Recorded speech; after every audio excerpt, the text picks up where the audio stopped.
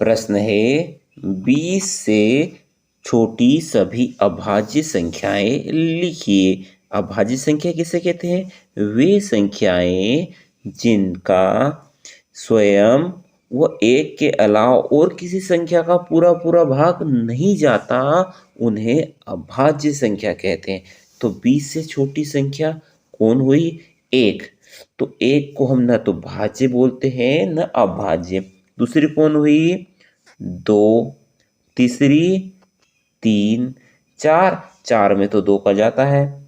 5, 5 अभाज्य संख्या। 6, 6 में 2 व 3 का जाता है। 7, बिल्कुल 7 भी अभाज्य संख्या है। 8, 8 में 2 का भी जाता है और 4 का भी जाता है। 9, 9 में 3 का जाता है।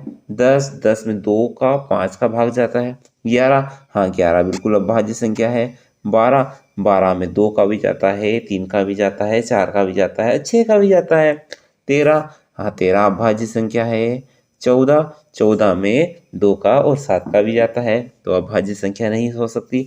15, 15 में 3 का और 5 का भाग जाता है, यह अभाज्य संख्या नहीं हो सकती। 16, 16 में 2 का और 8 का और 4 का भी जाता है, नहीं हो सकती। 17, बिल्कुल 17 अभाज्य संख्या है। फिर 18 नहीं हो सकती क्योंकि 9 का भी जाता है, 3 का भी जाता है। 19 अभाज्य संख्या है।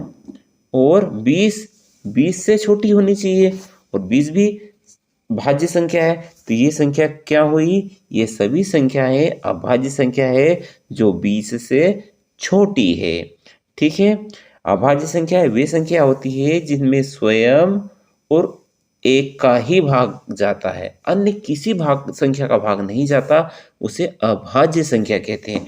और हाँ, जितनी भी सम संख्या होती है वे सभी भाज्य होती है, सिर्फ किसे छोड़कर? इस अपने 2 को छोड़कर जितनी भी सम संख्या होती है वे भाज्य होती है।